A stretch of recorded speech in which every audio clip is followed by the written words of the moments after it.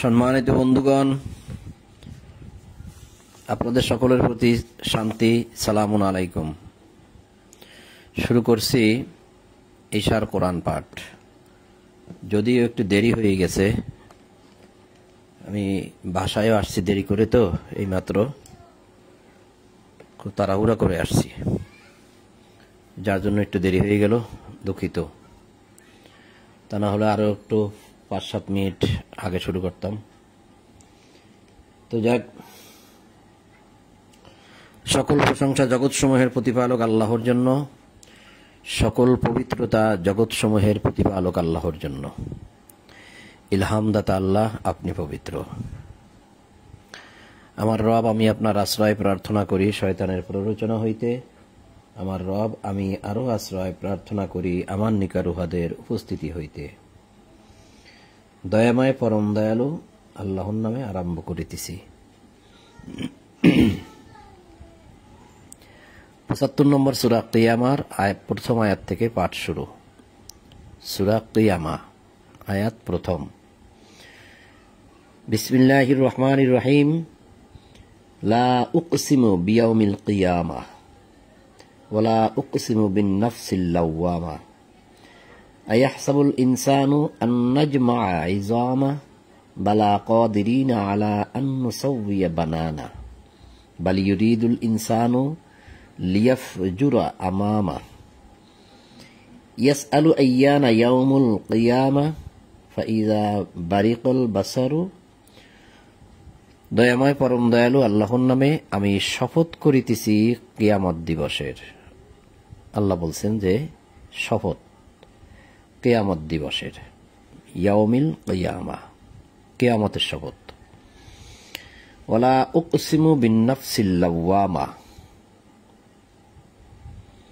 আরো শপথ করিতেছি তিরস্কারকারী আত্মার, আরো শপথ করিতেছি তিরস্কারকারী আত্মার। ওয়ালা উকসিমু বিন নাফসিল লাওয়ামা, নাফসিল লাওয়ামা বলা হয়েছে এটাকে, যেমন নফসে লাওয়ামা, নফসে মুতমাইন্না, নফসে আম্মারা ইত্যাদি ইত্যাদি। তো এই যে নফসে আম্মারা যেটা, এটা হয় আপনার মন্দ প্রবণতা যাদের মনের মধ্যে আসে সেটা নফসে আম্মারা, আর নফসে লাওয়ামা তিরস্কারকারী আত্মা এখানে দেওয়াই আছে। আর একটা হচ্ছে নফসে মুতমাইন্না, অর্থাৎ প্রশান্ত আত্মা। এগুলো আমরা পর্যায়ক্রমে পাবো, আর এগুলো যদি আপনি কেউ লিখে রাখতে চান তো লিখতে পারেন।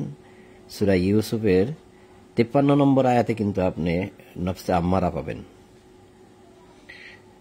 আর নফসে মুতমাইন্না পাবেন 89 নম্বর সূরা ফজরের 27 নম্বর আয়াতে, যেটা আমরা সামনে গেলেই পাবো। আর নফসে লাওয়ামা তো দেখতেই পাচ্ছেন 75 নম্বর সূরার 2 নম্বর আয়াতে। তো আল্লাহ বলছেন যে আমি শপথ করিতেছি তিরস্কারকারী আত্মার। মানুষ কি মনে করে যে আমি তাহার অস্থিসমূহ একত্রিত করিতে পারিব না? মানুষ কি এটাই মনে করে? অস্থিসমূহ আমি একত্রিত করতে পারবো না? অস্থিসমূহটা কি? অস্থি হচ্ছে আপনার হাড়। এই যে আমাদের হাড় আছে না, এই যে হাড়, এটাকে বলা হয় অস্থি। তা আল্লাহ বলছেন যে মানুষ কি মনে করে যে আমি তাহার অস্থিসমূহ একত্রিত করিতে পারিব না? আয়াহসাবুল ইনসানু আন নাজমা'a 'ইযামা বালা কাদিরিনা আলা আন নুসাউইয়া বানানা, বরং আমি উহার অঙ্গুলির অগ্রভাগ পর্যন্ত পুনর্বিন্যস্ত করিতে সক্ষম।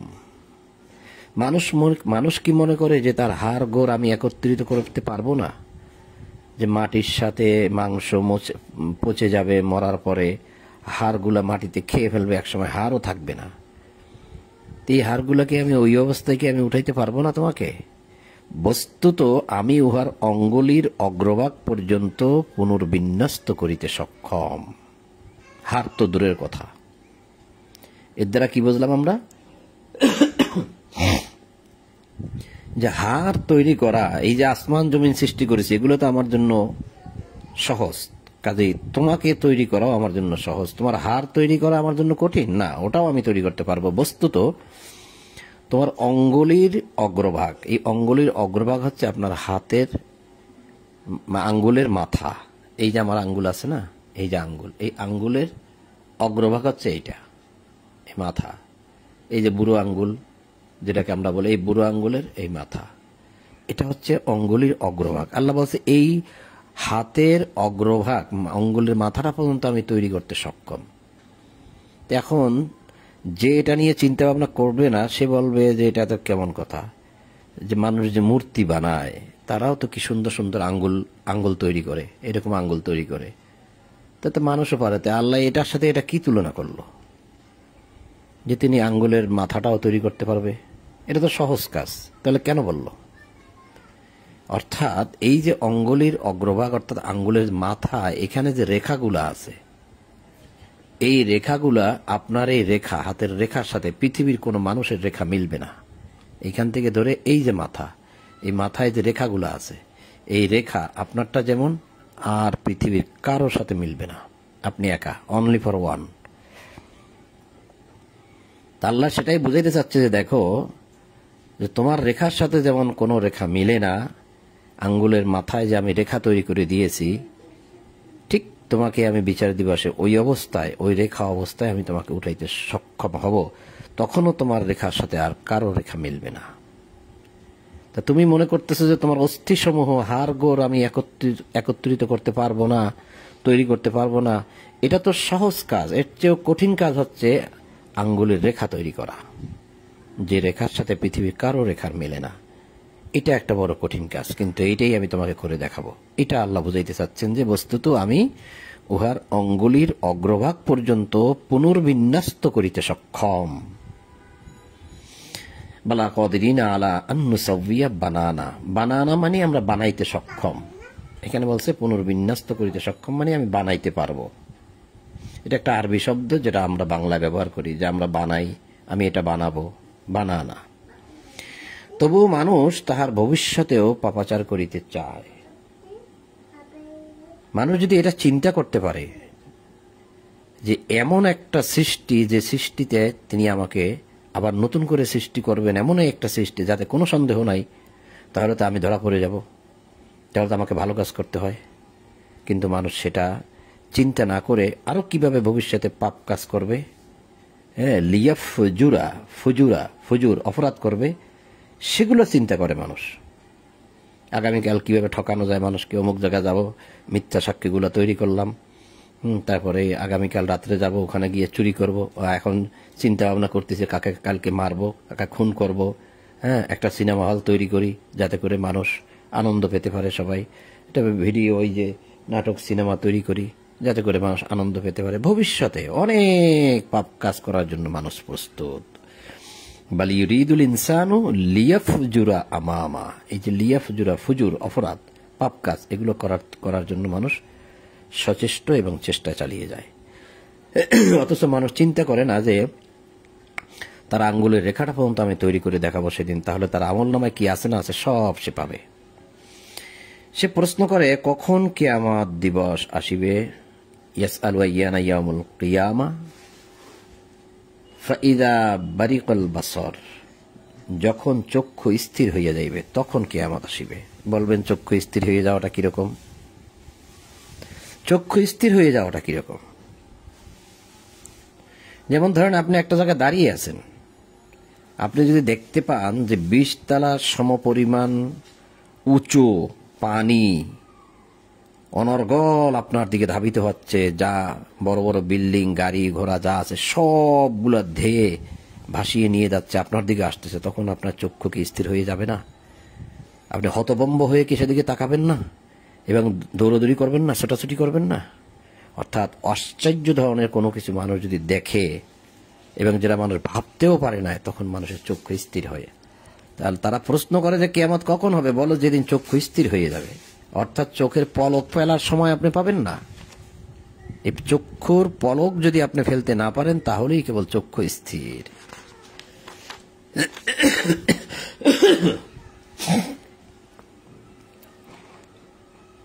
কিয়ামত কখন আসিবে তারা প্রশ্ন করে। অখাসাফাল কামার, এবং যখন হইয়া পড়িবে জ্যোতিহীন চন্দ্র, এবং চন্দ্র হইয়া পড়িবে জ্যোতিহীন।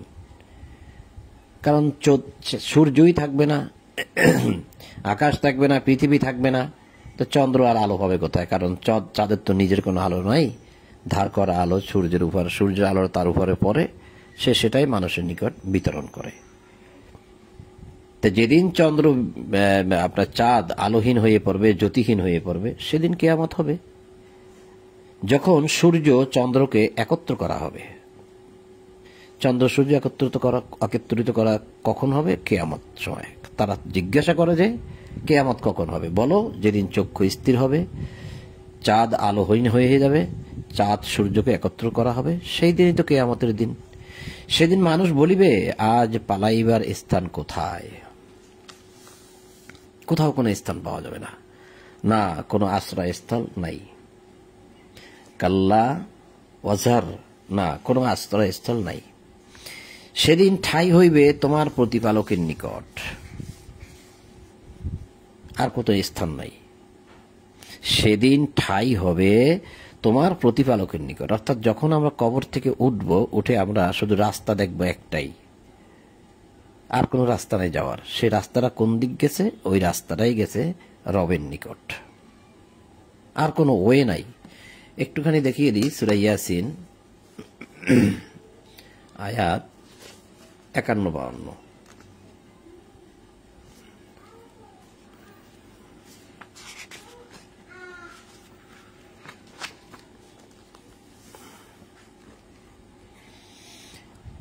এই যে 36 নম্বর সূরা ইয়াসিন আয়াত 51-52। 51তে বলছে, যখন সিংহায় ফুৎকার দেওয়া হইবে তখনই তাহারা কবর হইতে ছুটিয়া আসিবে তাহাদের প্রতিপালকের দিকে। তাহাদের প্রতিপালকের দিকে, আর কোনো পথ নাই, পথ একটাই। এরপরে বলবে উহারা বলিবে, হায় দুর্ভোগ আমাদের, কে আমাদেরকে আমাদের নিদ্রাস্থল হইতে উঠাইল। দয়াময় আল্লাহ তো ইহারই প্রতিশ্রুতি দিয়েছিলেন এবং রাসূলগণ সত্যই বলিয়াছিলেন। তো অনুফিকা ফিস-সূরি ফাইদাহুম মিনাল আজদাসি ইলা রাব্বিহিম ইয়ানসিলুন, যখন সিংহায় ফুৎকার দেওয়া হইবে তখন তাহারা কবর হইতে ছুটিয়া আসিবে দয়াময়ের নিকট, রহমানের নিকট, আল্লাহর নিকট তারা ছুটিয়া আসবে। ইলা রাব্বিহিম, তাদের প্রতিপালকের নিকট। আর তারা বলবে, হায় দুর্ভোগ আমাদেরকে আমাদের ঘুমের স্থান হইতে জাগাইল। তার মানে এখন মৃত্যু হচ্ছে, মৃত্যুর পরে তারা চিরকাল ঘুমিয়ে থাকে। তো ঘুমের মানুষকে কি শাস্তি দেওয়া যায়? একটা থাপ্পড় দিলে তো মানুষ উঠে যায়, কিন্তু উঠবে সেই দিন। এখন যারা বলেন যে কবর আযাব আছে, কিন্তু আমি এই কোরআনের সাথে তাদের এই কথাটার মিল খুঁজে পাই না। কবর আযাব নাই এই মর্মে আমি 100 খানা আয়াত দেখাইতে পারবো কোরআন থেকে, ইনশাআল্লাহ 100 খানা।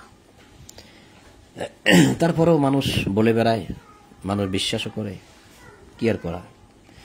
তো যার যার বিচার ভার তো তার উপরেই, অসুবিধা কি? তো আল্লাহ বলতেন যে সেই দিন ঠাঁই হবে তোমার প্রতিপালকের নিকট, আর কোনো পথ নাই, ওখানেই যেতে হবে। সেদিন মানুষকে অবহিত করা হইবে সে কি অগ্রে পাঠাইয়াছে, কি পশ্চাতে রাখিয়া গিয়াছে, পিছনে কি ছাড়িয়ে গেছে, কি করার কথা ছিল সেগুলো করা হয়নি, পিছনেই ফেলে গেছে, আর কি আগে পাঠাইছে। অর্থাৎ এই যে পুণ্যের কাজগুলো, সওয়াবের কাজগুলো, এগুলো সব আমরা আগে পাঠাই দিচ্ছি, অর্থাৎ আমলনামায় লেখা হয়ে যাচ্ছে। সেই দিন মানুষকে অবহিত করা হবে। এটাও কিন্তু সেই 36 নম্বর সূরা ইয়াসিনের একদম সেই, একটু দেখাইয়া দিই, যেহেতু আমি বলে ফেলতেছি, আমার একটু অভ্যাস খারাপ, তো একের পর একটু খালি দেখাইতে থাকি। কে কি মনে করেন জানি না, জানা উচিত, সকলেরই জানা উচিত।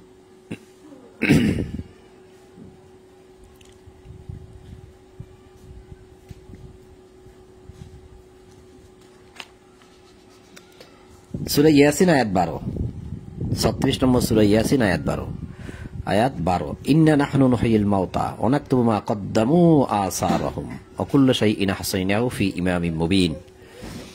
আমি মৃত্যুকে জীবিত করি এবং লিখিয়া রাখি যাহা উহারা অগ্রে প্রেরণ করে। এই যে আমরা আগে যে পাঠাই, যে পুণ্য কাজগুলো করি, সেগুলো আল্লাহ বলছে লিখিয়া রাখেন, অথবা যে মন্দ কাজগুলোও আমরা করি সব তিনি লিখে রাখেন, পাপ পুণ্য দোনোটাই।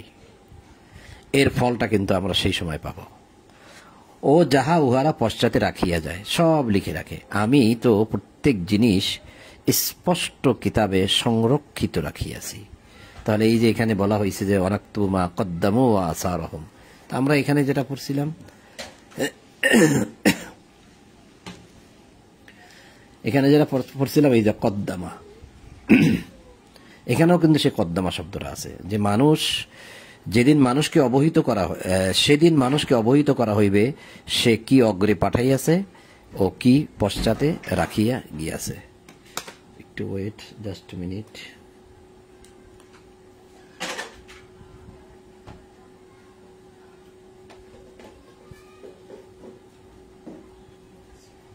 ধরো এখানে আসো, এখানে আসো, ধরো এখানে বন্ধ করো।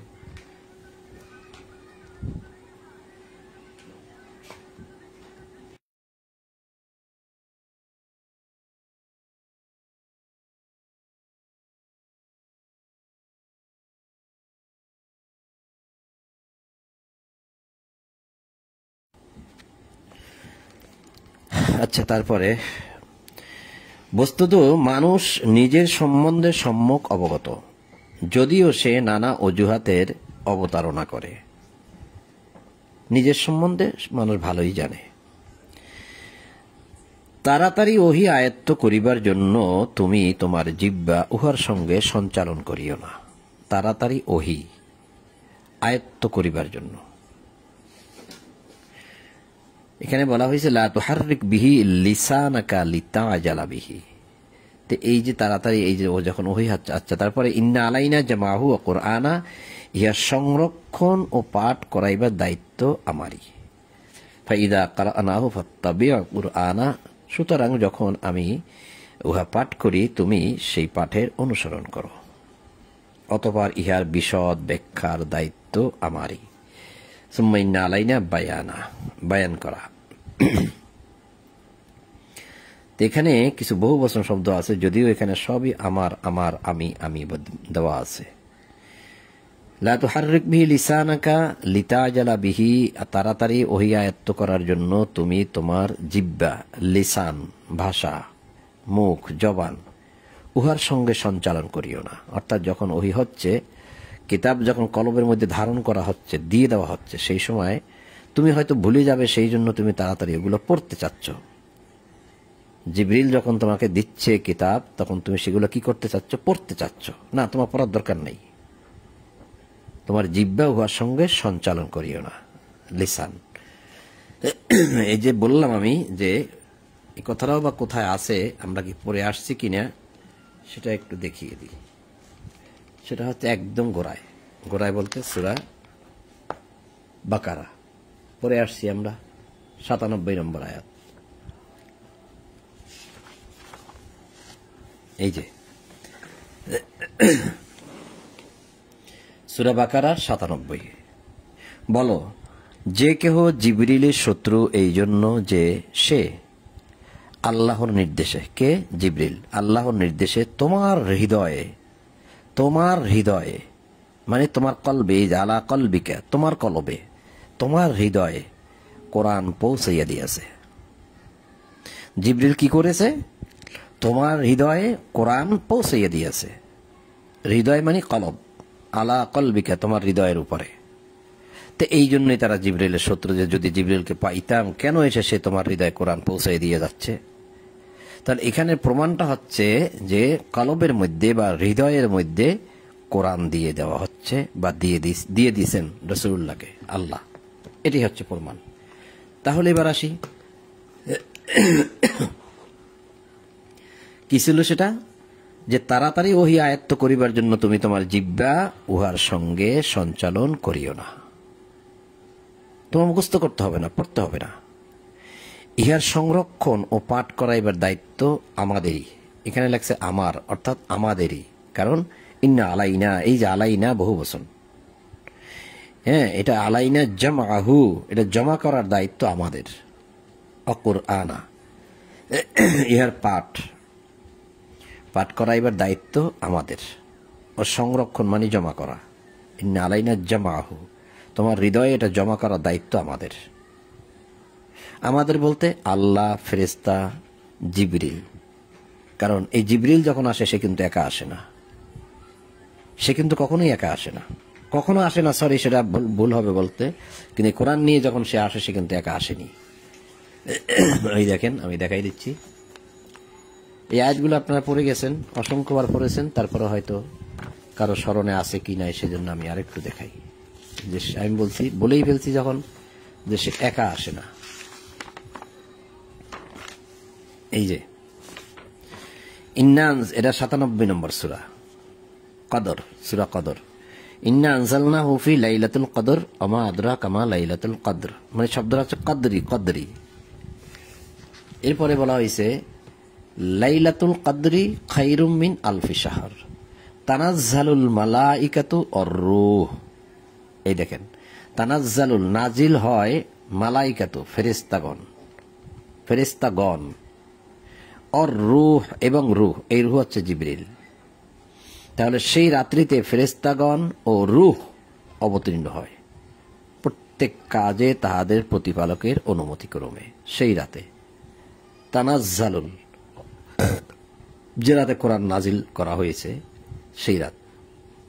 তাহলে আমি বলছিলাম যে রুহু মানে জিবরিল একা আসে না, এই রুহু দ্বারা এখানে জিবরিলকে বোঝানো হয়েছে, আর সঙ্গে মালাইকাগণ আসে, মানে ফেরেশতাগণ। এই যে দেখেন ফেরেশতাগণ, গণ ফেরেশতাগণ বহু বচন।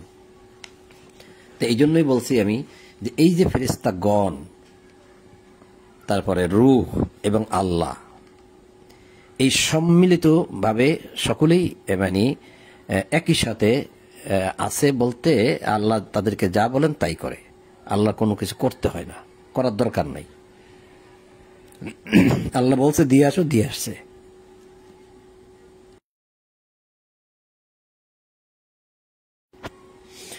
তো এই জন্য এটার অর্থ হয় যে ইহা সংরক্ষণ ও পাঠ করাইবার দায়িত্ব আমাদের। আমাদের বলতে আলাইনা, ইন্না আলাইনা জামাহুল কুরআনা ফাইযা কারানাহু ফাত্তাবিউ কুরআনা। সুতরাং যখন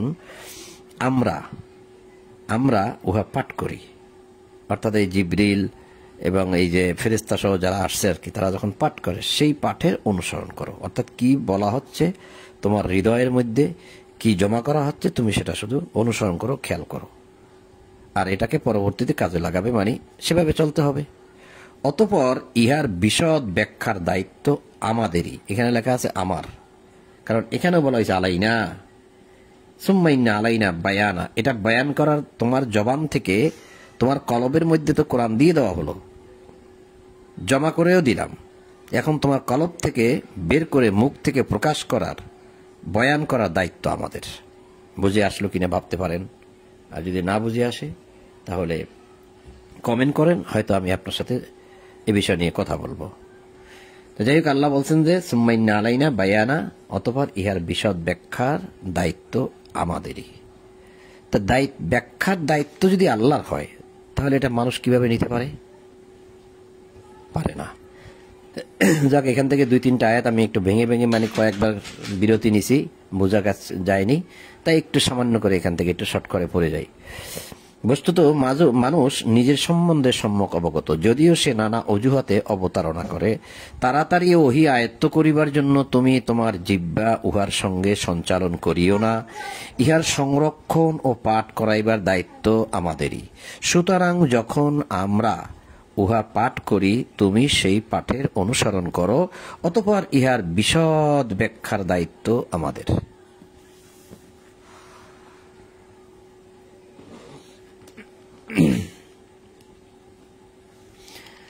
না, তোমরা প্রকৃতপক্ষে পার্থিব জীবনকে ভালোবাসো। তোমরা এই কিতাবকেও ভালোবাসো না, পরকালকেও ভালোবাসো না। কাল্লা বাল তুহিব্বুন আল আজিলা, এই তুহিব্বুন শব্দের অর্থ হয়েছে ভালোবাসা, মহব্বত করা, আকৃষ্ট হওয়া। তোমরা প্রকৃতপক্ষে পার্থিব জীবন মানে দুনিয়ার জীবনকেই ভালোবাসো এবং আখিরাতকে উপেক্ষা করো। অতাদারুনাল আখিরা, আখিরাত যা আছে এটাকে তোমরা এড়িয়ে যাও, উপেক্ষা করো। এটা চিন্তা তোমাদের নাই। থাকলে তো তোমরা এত আনন্দ উল্লাস করতে পারো না, এত মিথ্যা বলতে পারো না, অবৈধ খেতে পারো না, অবৈধ পথে উপার্জনও করতে পারো না, মানুষকে কটাক্ষ করে কথাও বলতে পারো না, মানুষকে কষ্টও দিতে পারো না, মানুষকে মারতেও পারো না, মানুষকে ঠকাইতেও পারো না। কাজেই তোমরা আখিরাতকে উপেক্ষা করো বা এড়িয়ে চলো, সেজন্যই তোমরা এগুলা করে থাকো। সেদিন কোন মুখমণ্ডল উজ্জ্বল হইবে, তাহারা তাহাদের প্রতিপালকের দিকে তাকাইয়া থাকিবে। কোন মুখমণ্ডল হইয়া পড়িবে বিবর্ণ, আশঙ্কা করিবে যে এক ধ্বংসকারী বিপর্যয় তাহাদের উপর আপতিত হইবে। তারা সেদিন বুঝবে যে আমাদের কোনো নিস্তার নাই, আমাদের কোনো উপায় নাই। সেদিন কোন মুখমণ্ডল হইবে উজ্জ্বল, কোনো চিন্তা রাখবে না চেহারার মধ্যে, কারণ ডান হাতে আমলনামা পেয়ে গেছে, হুররে হু বলে দৌড় দিবে, চিন্তা নাই আর। তাহারা তাহাদের প্রতিপালকের দিকে তাকাইয়া থাকিবে। কোন মুখমণ্ডল হইয়া পড়িবে বিবর্ণ, মনে হয় যেন চেহারা দিয়ে মানে ঘাম ঝরবে, কি রক্ত বের হবে না কি হবে, টেনশনে চিন্তায় অস্থির হয়ে যাবে। আশঙ্কা করিবে যে এক ধ্বংসকারী বিপর্যয় তাহাদের উপর আপতিত হইতে যাচ্ছে, মানে জাহান্নাম। ওয়ুজুহু ইয়াওমাইযিন বাসিরা তাযুন্নু আন ইউফআলা বিহা ফাকিরা। আর এখানে বলছে ওয়ুজুহু ইয়াওমাইযিন নাযিরা ইলা রাব্বিহা নাযিরা। এই প্রসঙ্গে আমি একটা আয়াত দেখাই, যদিও আয়াতটা আমার পুরোপুরি স্মরণে নাই, কিন্তু সেখানে যাই, মাঝে মধ্যে যাইলে হয়তো স্মরণে আসতে পারে, দেখতে পারি। ওমা আলহামদুলিল্লাহ, কি সুন্দর বের হয়ে গেছে এক চান্সে। সূরা আল ইমরান আয়াত 106 দেখেন, ইয়াওমা তাবিয়াদ্দু ওয়ুজুহুম ওয়া তাসওয়াদ্দু ওয়ুজুহ ফাআম্মাল্লাযীনা আসওয়াদ্দাত ওয়ুজুহুহুম আকাফারতুম বা'দা ঈমানিকুম ফাযুকুল আযাবা বিমা কুনতুম তাকফুরুন। খুব ভয়ঙ্কর একটা কথা, যদি আপনি ভাবতে পারেন এবং বুঝে নিতে পারেন। ইয়াওমা তাবিয়াদ্দু ওয়ুজুহুম ওয়া তাসওয়াদ্দু ওয়ুজুহ, সেদিন কতক মুখ উজ্জ্বল হইবে এবং কতক মুখ কালো হইবে, যেটা আমরা এখন দেখে আসলাম। সেদিন কতক মুখ উজ্জ্বল হইবে এবং কতক মুখ কালো হইবে। কালো হইবে, এবার দেখেন, যাহাদের মুখ কালো হইবে তাহাদেরকে বলা হইবে, ঈমান আনায়নের পর কি তোমরা অস্বীকার করিয়াছিলে? একবার ঈমান এনেছিলে, ঈমানের পর কি আর ঈমানের কাজ করো নাই? অস্বীকার করেছিলে, সুতরাং তোমরা শাস্তি ভোগ করো, যেহেতু তোমরা অস্বীকার করিতে।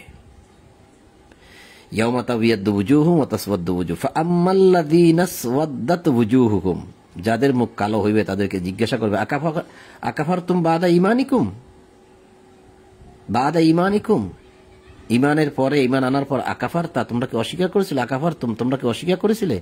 ফাযুকুল আযাব, তাহলে তোমরা এবার শাস্তি ভোগ করো, বিমা কুনতুম তাকফুরুন, যেহেতু তোমরা অস্বীকার করতে। তাহলে এখানেও সেই কথাই বলা হচ্ছে যে কিছু মুখ উজ্জ্বল হবে আর কিছু মুখ কালো হবে। এরকম মানে আয়াতের প্রেক্ষাপট অনুযায়ী কিছু কিছু আয়াত এরকম মনে পড়ে যায়, তো সেই জন্য সেখানে যাইতে হয়। একটু দেখাইলে হয়তো আপনাদেরও উপকার হবে, মনে থাকবে। পাঠ তো করেই যাচ্ছি, অনেক জায়গায় পড়তেছে, আপনিও পড়তেছেন, হয়তো দেখা যায় অনেক সময় যে এতটা বোঝা হয়নি, এই জন্য আর কি।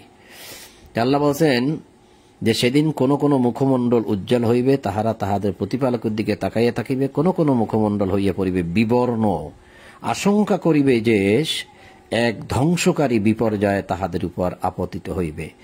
কখনো নয়, যখন প্রাণ কণ্ঠাগত হইবে, প্রাণটা যখন বাহির হয়ে যাবে, এবং বলা হইবে কে তাহাকে রক্ষা করিবে, তখন তাহার প্রত্যয় হইবে যে ইহা বিদায় ক্ষণ, অর্থাৎ যখন প্রাণ বের হবে তখন সে বুঝতেই পারবে যে এই পৃথিবী থেকে আবার চলে যাওয়ার সময় হয়ে গেছে, আমি চলেই যাচ্ছি, বিদায় ক্ষণ।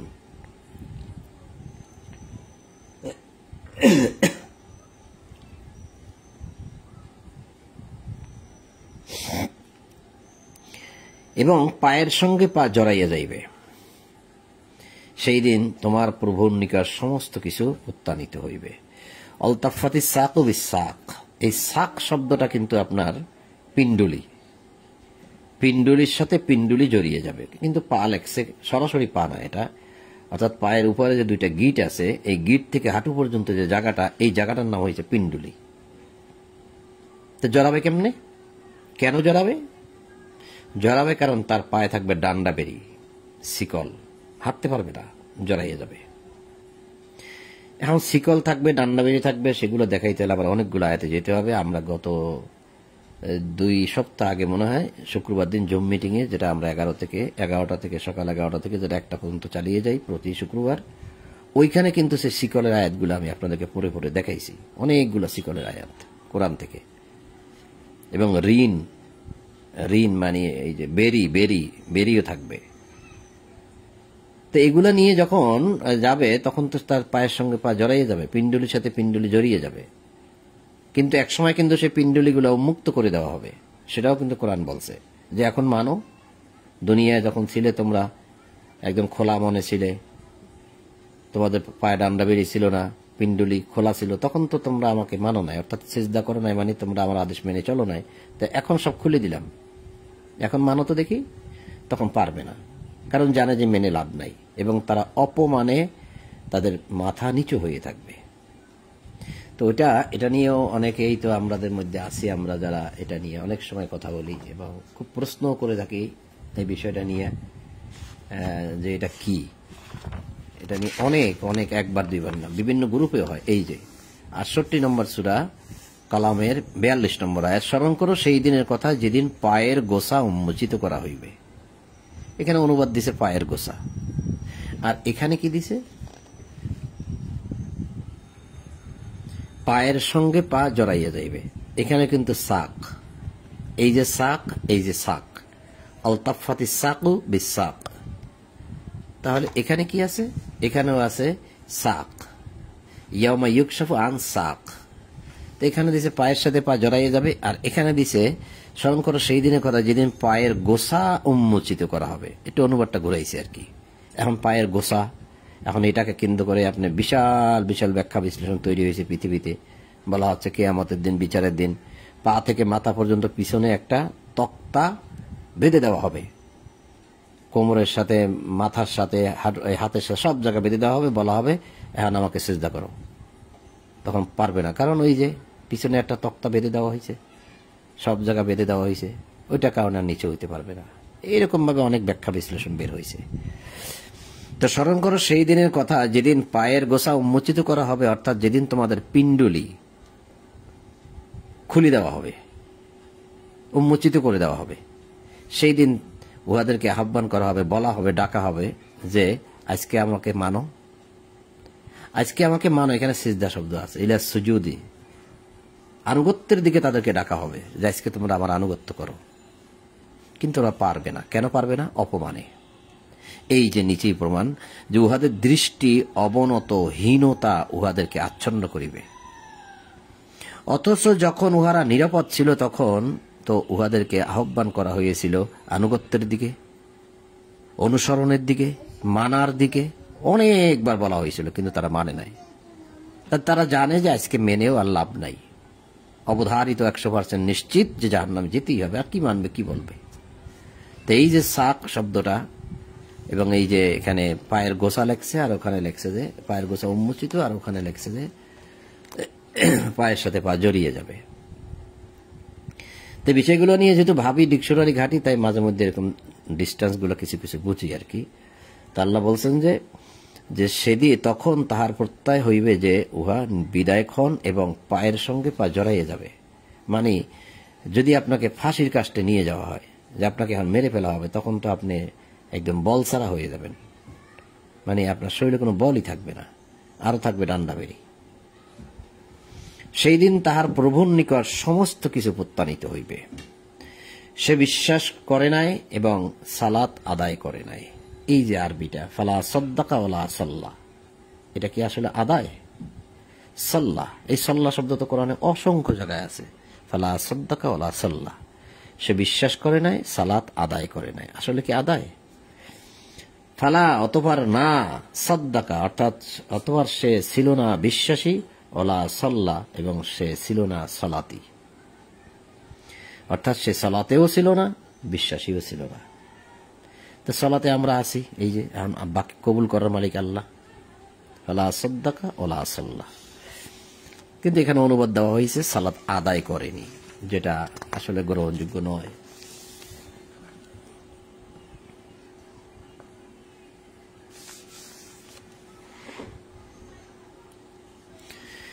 বরং সে তো প্রত্যাখ্যান করিয়াছিল, মুখ ফিরাইয়া লইয়াছিল।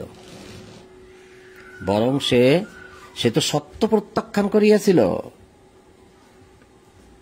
ও মুখ ফিরাইয়া লইয়াছিল, তাওয়াল্লা করেছিল। অতঃপর সে তাহার পরিবার পরিজনের নিকট ফিরিয়া গিয়াছিল দম্ভ ভরে, অহংকার করে যে না মানব না, কোথাকার কোন নাবি, কোথাকার কোন মোহাম্মদ, কোথাকার কোন রসুল, কিসের কি এগুলা পূর্বলোকের, পূর্বকালের, সেকালের উপকথা, গল্প কথা। তার প্রতি কিতাব নাজিল হয়েছে, সে বলতেছে আমি রাসুল, আমি নবী। না, এগুলো মানা যাবে না। সে তার ঘরে ফিরে গেল অহংকার করে। দুর্ভোগ তোমার জন্য, দুর্ভোগ। আওলা আলাকা ফা আওলা, দুর্ভোগ তোমার জন্য দুর্ভোগ, আবার দুর্ভোগ তোমার জন্য দুর্ভোগ, সুম্মা আওলা আলাকা ফা আওলা। মানুষ কি মনে করে যে তাহাকে নিরর্থক ছাড়িয়ে দেওয়া হইবে? মানুষ কি এটাই মনে করে? সে কি স্খলিত শুক্রবিন্দু ছিল না? তাহলে মানুষ কি মনে করে যে তাকে নিরর্থক ছাড়িয়ে দেওয়া হবে? এটাই আসলে মানুষ মনে করে। আপনি বিশ্বাস করেন আর না করেন, আমি বলতে পারি। কেন বলতে পারি? মানুষ মনে করে যে নামাজ পড়ছি বেহেশতে চলে যাব। মানুষ মনে করে যে আমি জীবনে একবার কালেমা পড়েছি, আমি বেহেশতে চলে যাব। মানুষ মনে করে যে আমি আল্লাহকে বিশ্বাস করছি, বেহেশতে চলে যাব। মানুষ মনে করে আল্লাহ 99 নাম মুখস্থ করেছি, জান্নাতে চলে যাব। এই কথাগুলো তো আমাদের সমাজে বিদ্যমান। চুরি করো, জেনা করো, ব্যভিচার করো, ঘুষ খাও, দুর্নীতি করো, পরের হক খাও, যা করো, ডাকাতি করো, তুমি বেশ্যাপাড়া থেকে আসছো, যা করো, নামাজ ছাড়বে না। তো মানুষ সব অপরাধ করে, নামাজও পড়ে। তাই মানুষ মনে করে যে তাকে আর নিরর্থকই ছেড়ে দেওয়া হবে, তার আর বিচার আচার তেমন হবে না। আরো আছে রাসূল, বাস সুপারিশ করে সবাইকে বেহেশতে নিয়ে যাবে, জাহান্নাম খালি পড়ে থাকবে। এরকমই আর কি। ওই কাফেররা যাবে আর কি, যারা মানে নাই। আমেরিকার কাফের, ইংল্যান্ডের কাফের, ধারণা মানুষের যে ওরা হচ্ছে কাফের, আর আমরা সব পাক্কা মুসলমান।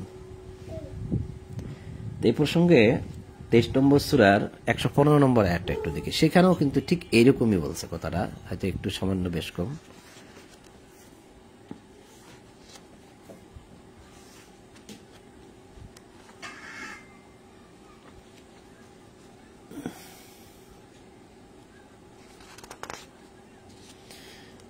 এই যে 23 নম্বর সূরা মুমিনুন আয়াত 115, তোমরা কি মনে করিয়াছিলে যে আমি তোমাদেরকে অনর্থক সৃষ্টি করিয়াছি এবং তোমরা আমার নিকট প্রত্যাবর্তিত হইবে না?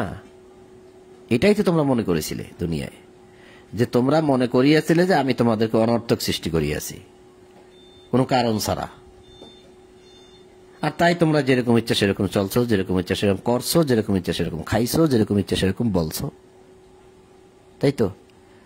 আবার আরেকটা আয়াত একটুখানি দেখাই, সামান্য মনে পড়ে যাচ্ছে একের পর এক, সেজন্য। সূরা বাকারার 214, এটা পৃষ্ঠা উল্লে দিয়ে গেলেও সমস্যা হয়ে যায়। নতুন কোরআন একটা উল্লে হলে 10টা উঠে যায়।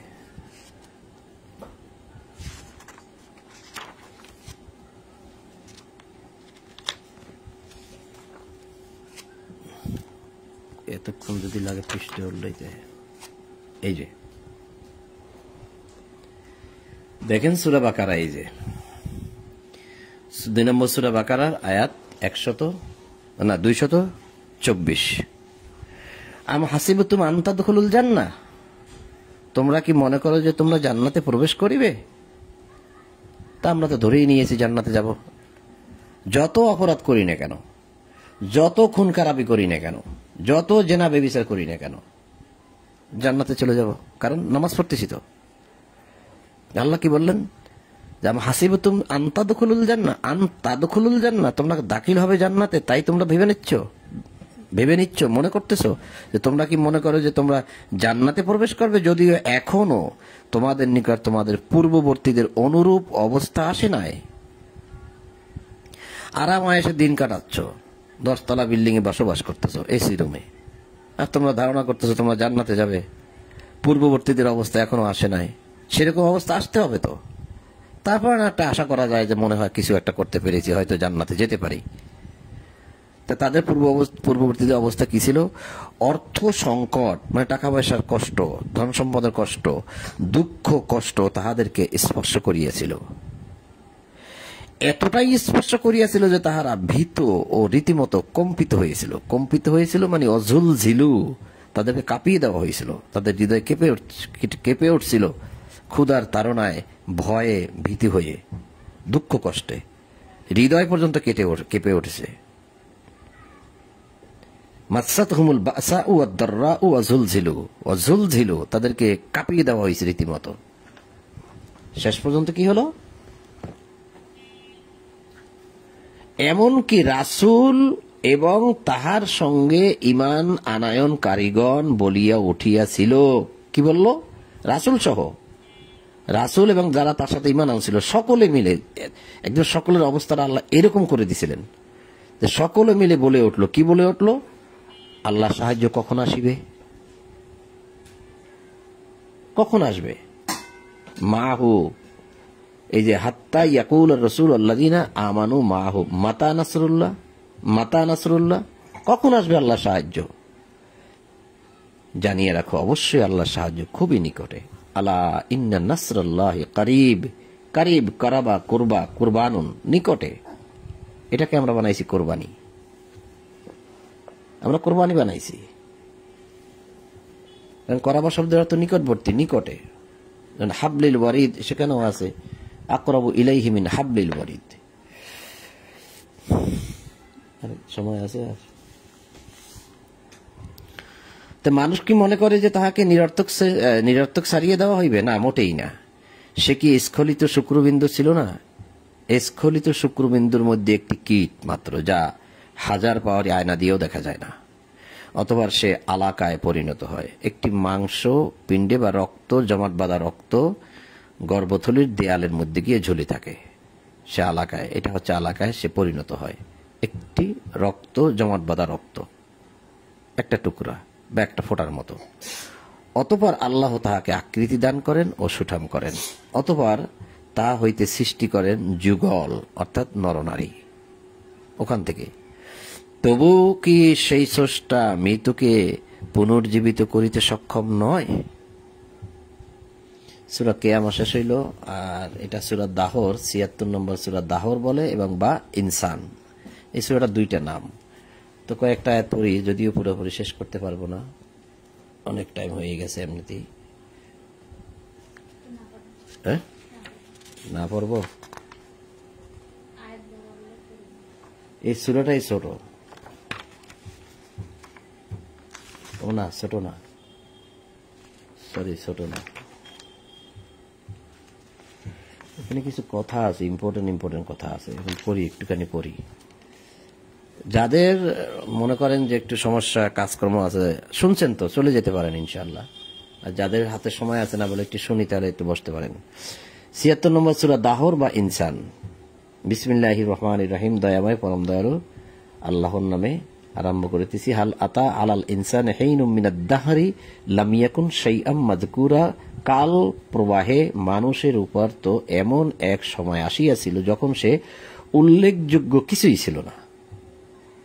এখানের সাথে কিন্তু এটা মিলে গেল যে মানুষ শুক্রবিন্দু থেকে আসলো। তারপরেই কিন্তু কথাটা, আমি তো মানুষকে সৃষ্টি করিয়াছি মিলিত শুক্রবিন্দু হইতে, যে কথা আমরা এখন পড়ে আসলাম, তাহাকে পরীক্ষা করিবার জন্য। এই জন্য যে আমি তাহাকে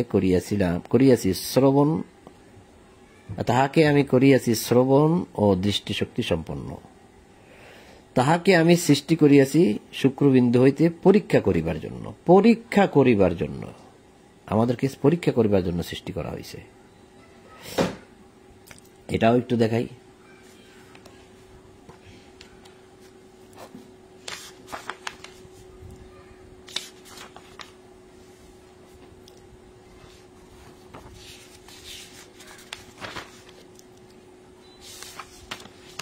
এই যে ৬৭ নম্বর সূরা মুলুকের ২ নম্বর আয়াত, আল্লাযী খালাকাল মাউতা ওয়াল হায়াতা লিয়াবলুয়াকুম আইয়ুকুম আহসানু আমালা ওয়া হুয়াল আজিজুল গফুর।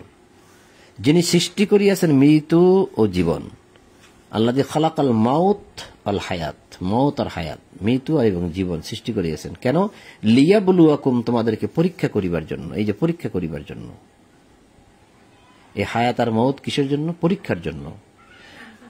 আইয়ুকুম আহসানু আমালা, কে আমালা মানে আমলের দিক দিয়ে কে উত্তম, এটা দেখার জন্য। কেন সৃষ্টি করেছেন? আহসানু আমালা, আমলের দিক দিয়ে কে উত্তম, তোমাদের মধ্যে কর্মে কে উত্তম, আমল অর্থ কর্ম, এটা দেখার জন্য। তিনি পরাক্রমশালী, ক্ষমাশীল। তাহলে তিনি সৃষ্টি করেছেন মৃত্যু এবং জীবন কিসের জন্য? পরীক্ষা করিবার জন্য। তাহলে এখানেও ঠিক তাই, যে আমি মানুষকে সৃষ্টি করিয়াছি মিলিত শুক্রবিন্দু হইতে তাহাকে পরীক্ষা করিবার জন্য। এই জন্য আমি তাহাকে করিয়াছি শ্রবণ শক্তি ও দৃষ্টিশক্তি সম্পন্ন। আমি তাহাকে পথের নির্দেশ দিয়েছি, হয় সে কৃতজ্ঞ হইবে, না হয় সে অকৃতজ্ঞ হবে। পথ দেখিয়ে দিয়েছি। ফাআলহামাহা ফুজুরহা ওয়া তাকওয়াহা, তাকে ন্যায় অন্যায় ভালো মন্দর জ্ঞান দান করে দিয়েছি। একজন জেনেটিক সূত্র থেকে যে জ্ঞানটা, সেটাই তার মধ্যে চলে গেছে। এখন সে হবে কৃতজ্ঞ, না হয় অকৃতজ্ঞ হবে। আমি অকৃতজ্ঞদের জন্য প্রস্তুত রাখিয়াছি শৃঙ্খল, বেরি ও লেলিহান অগ্নি। যে কথাগুলো আমি কিছুক্ষণ আগে বলেছিলাম, এই শৃঙ্খল মানে শিকল, বেরি এই যে গোল গোল বেরি, ডান্ডা বেরি, ঋণ, এবং লেলিহান অগ্নি। কার জন্য? অকৃতজ্ঞ। ইন্না আতাদনা লিল কাফিরিনা সালাসিলা ওয়া আগলালান সাইরা। তা আমি যে কিছুক্ষণ আগে বলছিলাম যে শিকল, ডান্ডা বেরি, এই যে সেগুলো এরকম অনেক জায়গায় আছে, প্রায় 10-11 জায়গায় আছে সম্ভবত, আমার কাছে নোট করা আছে এক জায়গায়। সৎকর্মশীলটা পান করিবে এমন পানি যাহার মিশ্রণ কাফুর। ইন্নাল আবরার ইয়াশরাবুনা মিন কাসিন কানা মিজাজুহা কাফুরা। এমন একটি প্রস্রবণ যাহা হইতে আল্লাহর বান্দাগণ পান করিবে, তাহারা এই প্রস্রবণকে যথা ইচ্ছা প্রবাহিত করিবে। তাহারা কর্তব্য পালন করে এবং সেই দিনের ভয় করে। সেই দিনের বিপত্তি হইবে ব্যাপক। তা সৎকর্মশীলরা পান করবে, অর্থাৎ যারা ন্যায়পরায়ণ ব্যক্তি। ইন্নাল আবরার, যারা আবরার, এই আবরার ব্যক্তিরা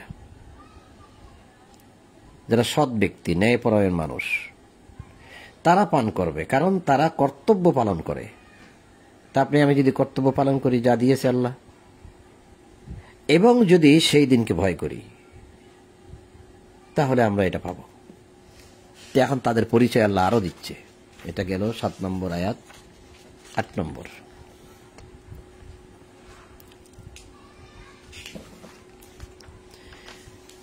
নম্বরে বলছে সেই আবরার কারা, সেই সৎকর্মশীল ন্যায়পরায়ণ ব্যক্তি কারা। আহার্যের প্রতি আসক্তি সত্ত্বেও তাহারা অভাবগ্রস্ত এতিম ও বন্দীকে আহার্য দান করে। বোঝা গেল? আহার্যের প্রতি আসক্তি অর্থাৎ ক্ষুধার তাড়নায় আপনি অস্থির। এমতো অবস্থায় যদি আপনি 1 প্লেট খানা পান, 3 দিন না খেয়ে আসেন, তাহলে ওই খানার প্রতি আপনার কেমন আসক্তি হবে? হুব্বিহি, মোহাব্বত, আকৃষ্ট হওয়া। যে ওই তো আমা, খাওয়ার প্রতি আসক্ত। আলা হুব্বিহি মিসকিনাও ও ইয়াতীমা ও আসিরা। যে এত আসক্তি তার খাওয়ার প্রতি, তারপরেও সে কি করে? নিজে কম খেয়ে বা না খেয়ে অভাবগ্রস্তকে দেয়, এতিমকে দেয়, বন্দীকে দেয়, আহার্য দান করে। এই আবরারদের পরিচয় দিচ্ছে আল্লাহ, যারা সেই মানে ওই যে প্রস্রবণ থেকে যারা পান করবে। কারা? এই কাজ যারা করতে পারবে। বলে এবং বলে কি বলে? কেবল আল্লাহ সন্তুষ্টি লাভের উদ্দেশ্যে আমরা তোমাদেরকে আহার্য দান করিতেছি, আল্লাহ সন্তুষ্টির জন্য তোমাকে দিচ্ছি আমি। আমরা তোমাদের নিকট হইতে প্রতিদান চাই না, কৃতজ্ঞতাও নয়। তোমাকে আমি দিছি, তুমি বলবে আপনার জন্য আমি দোয়া করি, আল্লাহ আপনাকে প্রতিদান দিক, না, এই দোয়ার জন্য আমি দেই নাই। কৃতজ্ঞতা প্রকাশ করবে তুমি, আমি সেজন্য তোমাকে দেইনি। আমি দিয়েছি কিসের জন্য? আল্লাহর সন্তুষ্টি লাভের উদ্দেশ্যে আমি তোমাকে দিয়েছি। এবার তুমি দোয়া করো আর না করো সমান কথা। অনেকেই বলে যে ভাই ধরেন 20টা টাকা নেন, একটু দোয়া করিয়েন। টাকার বিনিময়ে দোয়া এভাবে তো ভাই আমি পাই না কোনো জায়গা। আপনার দায়িত্ব ছিল দেওয়া, আপনি দিছেন।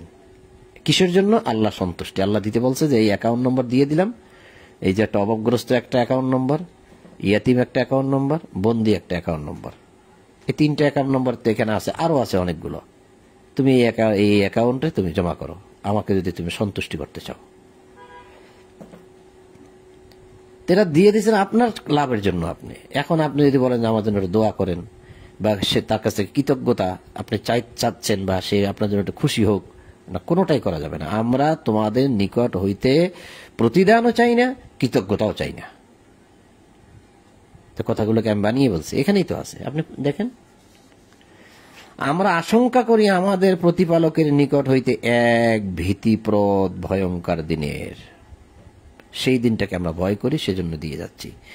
পরিণামে আল্লাহ তাহাদেরকে রক্ষা করিবেন সেই দিবসে অনিষ্ট হইতে।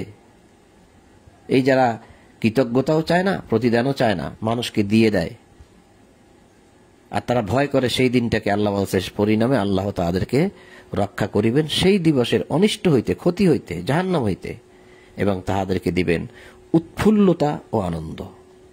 এখন পৃথিবীতে বসে উৎফুল্ল আনন্দ করা যাবে না, ওই দিন করা যাবে। আর তাহাদের ধৈর্যশীলতার পুরস্কার স্বরূপ তাহাদেরকে দিবেন উদ্যান, রেশমি বস্ত্র। উদ্যান মানে বাগান, মানে জান্নাত। এই যে জান্নাত, জাযাহুম মানে তাদের পুরস্কার স্বরূপ বিমা সবার, যে সবুর তারা করেছিল, ধৈর্য যা ধরেছিল, সেজন্য জান্নাতাও ও হারিরা। হারিরা মানে রেশমের বস্ত্র, যে রেশমের কাপড় খুব দামি। সেখানে তাহারা সমাসীন হইবে সুসজ্জিত আসনে। তাহারা সেখানে অতিশয় গরম অথবা অতিশয় শীত বোধ করিবে না। খেয়াল করেছে? এটা মনে রাখিও, এটা অতিশয় গরম আর অতিশয় শীত বোধ করিবে না। নর্মাল তাপমাত্রা, না শীত না গরম, এটাই তো দরকার।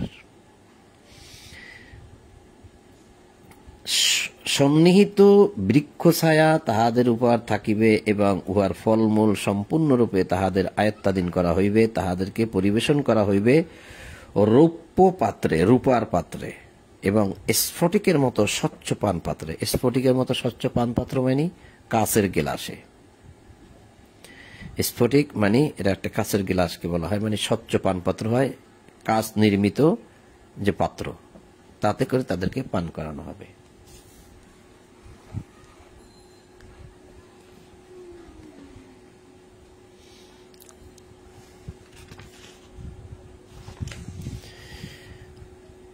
রজত শুভ্র স্ফটিক পাত্রে, কাচের পাত্রে পরিবেশন করিয়া পরিবেশনকারীরা যথাযথ পরিমাণে উহা পূর্ণ করিবে। সেখানে তাহাদেরকে পান করিতে দেওয়া হইবে ঝাঞ্জাবিল মিশ্রিত পানি। এই যে ঝাঞ্জাবিলা, এটা এই একটা ঝাঞ্জাবিল, একটা সালসাবিল। এই ঝাঞ্জাবিল সালসাবিল নামে মানুষে গাড়ির নামও লেখে আজকাল দেখেছি, কিন্তু এর অর্থ কি জানলো সে আল্লাহ জানে। সেখানে তাহাদেরকে পান করিতে দেওয়া হইবে ঝাঞ্জাবিল মিশ্রিত পানি। এই ঝাঞ্জাবিল শব্দের অর্থ ব্যাখ্যা বিশ্লেষণ এখনো আমি দেখিনি, তাই এটা আমি এড়িয়ে যাচ্ছি। জান্নাতের এমন এক প্রস্রবণ যাহার নাম সালসাবিল, এ দুটি আমার এখনো দেখা হয়নি। তাহাদেরকে পরিবেশন করিবে চিরু কিশোরগণ।